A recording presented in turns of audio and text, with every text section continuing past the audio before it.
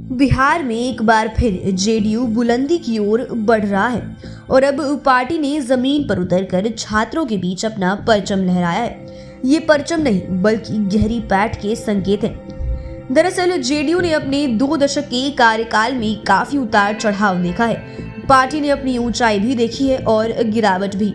2020 के विधानसभा चुनाव में पार्टी तीसरे नंबर पर पहुंच गई, लेकिन पटना यूनिवर्सिटी के छात्र संघ चुनाव में जिस तरह जेडीयू ने सफलता हासिल की, उससे पार्टी के हौसले बुलंद हैं। जेडीयू के राष्ट्रीय अध्यक्ष लल्लन सिंह ने भी कह दिया है कि इसे बरकरार रखना होगा और अगली सफलता तक के लिए सोना नहीं है। अभी बहुत से चुनाव बाकी हैं। ऐसे में 5 PM के 5 का तड़का में हम आपको PUSU में जेडीयू को मिली सफलता के 5 मायने बताएंगे।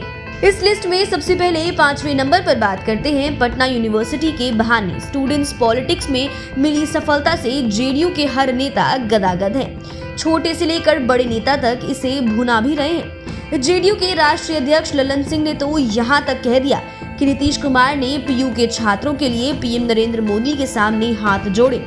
मंच पर मौजूद पीएम मोदी के समक्ष पीयू को केंद्रीय विश्वविद्यालय का दर्जा देने की मांग की, लेकिन पीएम मोदी ने छात्र हित वाली इस मांग को अनसुनी कर दी।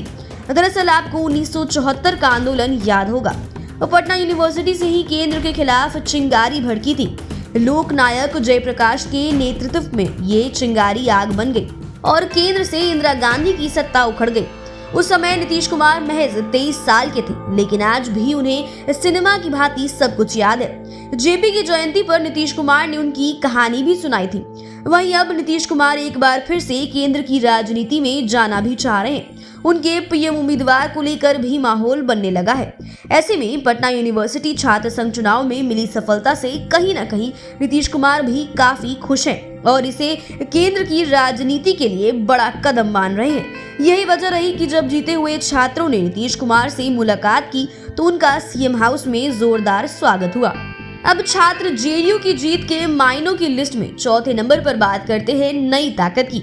इस जीत में डॉक्टर रणवीर नंदन और उनकी टीम ने नई ताकत दिखाई।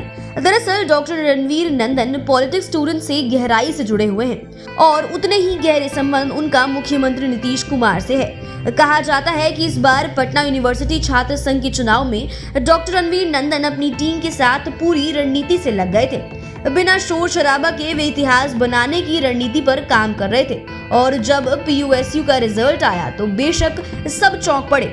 उनकी रणनीति को जबरदस्त सफलता मिली थी। इस चुनाव में पैनल के 5 में से 4 पदों पर जेडीयू को जबरदस्त सफलता मिली थी। इन्होंने अपनी रणनीति के दम पर प्रशांत किशोर के रिकॉर्ड को भी ब्रेक कर दिया था। दरअसल PUSU चुनाव में इसके पहले छात्र जेडीयू को वर्ष 2018 में सफलता मिली थी। उस समय मोहित प्रकाश ने अध्यक्ष पद का चुनाव जीता था। तब जेडीयू के साथ प्रशांत किशोर थे। कहा जाता है कि इस सफलता का श्रेय प्रशांत किशोर को मिली थी। हालांकि उस समय भी डॉक्टर रणवीर नंदन का अहम रोल था, लेकिन MLC रह चुके रणवीर नंदन इस बार मुख्य भूमिका में थे और उनकी कोर टीम में दिव्यांशु भारद्वाज, अनुप्रिया पटेल, नीतीश पटेल, कोमल कुमारी आदि विशेष रणनीति के तहत काम कर रहे थे।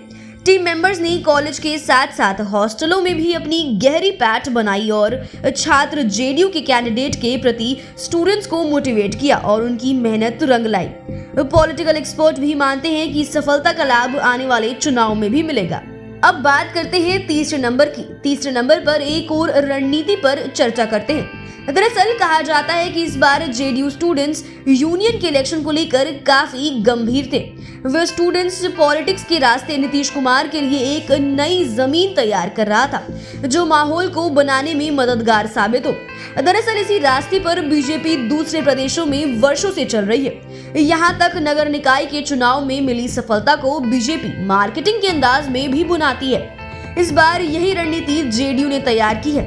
कहा जाता है कि इसी वजह से पार्टी के बड़े नेता पिछले 8-9 महीने से इस कार्य पर जुट गए थे। कहा तो ये भी जा रहा है कि पटना विश्वविद्यालय छात्र संघ चुनाव 2021 में ही कराने की तैयारी चल रही थी, लेकिन शैक्षणिक सत्र विलंब होने के कारण विश्वविद्यालय प्रशासन ने चुनाव विलंब से कराने का फैसला लिया। लेकिन उसी समय से छात्र जेडीयू अपनी टीम के साथ रणनीति बनाने में जुट गया और वे रात दिन करके कैंपस किंग बनने के लिए अपनी स्थिति मजबूत करने में जुट गए। और जब सफलता मिली तो तमाम बड़े नेताओं ने पीयूएसयू टीम को बधाई दी। वहीं ललन सिंह ने कहा कि स्टूडेंट्स को अभी सोना नहीं है, अभी तो कई चुनाव बाकी हैं। मतलब साफ है कि आगे कौन कौन चुनाव आने वाले हैं और उसे लेकर पार्टी कितनी गंभीर है। अब बात करते हैं दूसरे नंबर की। इस चुनाव में मिली सफलता से बेशक जेडीयू की नीतियों पर मुहर लगी है। जेडीयू अब लोगों को आसानी से समझा पाएगा कि पार्टी की रणनीति क्या है। सबसे बड़ा फायदा तो ये है कि युवाओं की नई पौध पार्टी को मिल गई है। यदि अन्य यूनिवर्सिटी में इस तरह पार्टी को सफलता मिलती चली गई तो बेशक आने वाले दिनों में जेडीयू का विस्तार भी होगा और युवा शक्ति का साथ मिलेगा। पॉलिटिकल एक्सपर्ट भी कह रहे हैं कि पटना विश्वविद्यालय छात्र संघ के चुनाव में 4 पदों पर छात्र जेडीयू से जुड़े लोगों की जीत ने इस बात पर मुहर लगा दी है कि युवा वर्ग जेडीयू के सिद्धांतों के साथ है। ये जीत मुख्यमंत्री नीतीश कुमार की लोकप्रियता का प्रमाण है।